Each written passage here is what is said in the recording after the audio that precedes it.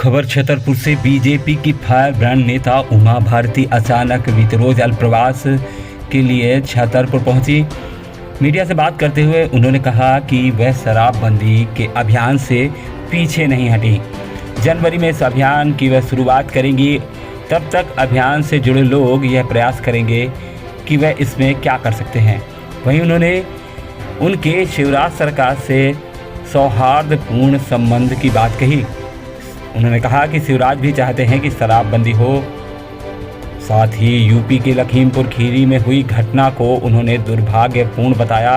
उन्होंने कहा कि सीएम योगी ने साफ कहा है कि इस घटना में जो लिप्त होगा उसे छोड़ा नहीं जाएगा, लेकिन वे किसी के दबाव में किसी पर कार्यवाही नहीं करेंगे। विपक्ष द्वारा केंद्रीय गृह मंत्री के इस्तीफे की मांग पर उन्होंने कहा कि वह केंद्रीय मंत्री हैं, वह इस विषय पर कुछ नहीं बोलना चाहती। इसके अलावा महंगाई पर पूछे गए सवाल पर उन्होंने चतुराई पूर्वक बयान देकर चल दिया। किसी ने भी अपराधियों का बचाव करने की चेष्टा नहीं की है, ना शासन ने, ना प्रशासन ने, ना पुलिस ने। लेकिन जो उत्तर प्रदेश की सरकार के मुखिया ने कह दिया वो सच्चाई थी। हम दबाव में तो काम नहीं करेंगे ना, हम काम करेंगे सबूतों के साथ। सबूत मिले तो जो कार्रवाई हुई है वो हुई है।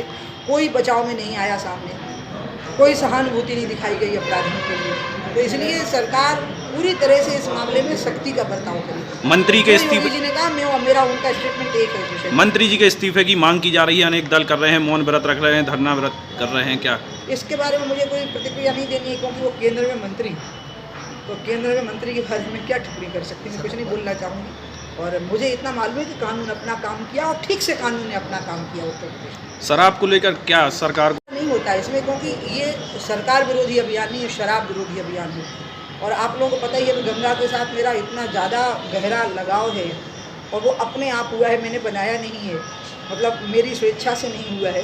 कि 1.5 साल के कोरोना काल में मैं गंगा पे कुछ कर ही नहीं सकी, क्योंकि आपको तो स्थितियाँ स्वयं मालूम है, जो आपको मालूम है मुझे बताने की ज़रूरत नहीं है। शराबबंदी पे भी कुछ नहीं कर सकी इसी कारणों से।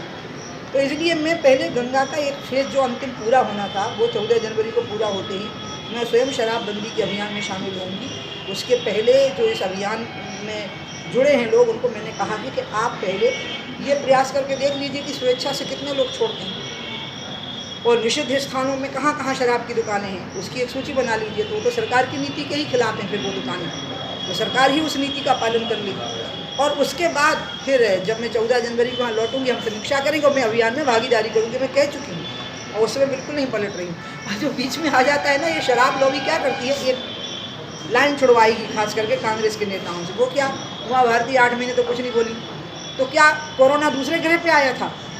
8 महीने तो कोई कुछ नहीं बोल पाया, घर से नहीं निकल पाए लोग, तो अभियान कैसे चलाते हैं इसमें? तो ये तो नहीं है कि लास्ट में सरकार का दबाव आ जाएगा या कुछ आ जाएगा? आप सरकार का दबाव मुझ पर क्यों आएगा? मैं सरकार में हुई, मध्य प्रदेश की सरकार में मैं क्या हूँ जिससे कि मुझ पर दबाव? मुझ पर कोई दबाव नहीं। मेरे और पीडी शर्मा के और शिवराज जी के बहुत सौहार्दपूर्ण संबंध हैं, और वो दोनों स्वयं शराब के बहुत खिलाफ हैं, नशे के बहुत खिलाफ हैं। बल्कि वो मुझे खुद सुझाव देते हैं कि आप शराब के साथ नशाबंदी की भी बात करिए। जितना शराब नुकसान कर रही है उतना नशा भी नुकसान कर रहा है। तो इसलिए इस मामले में सब तरफ सद्भावना है, कोई दबाव नहीं, कोई दुर्भावना नहीं।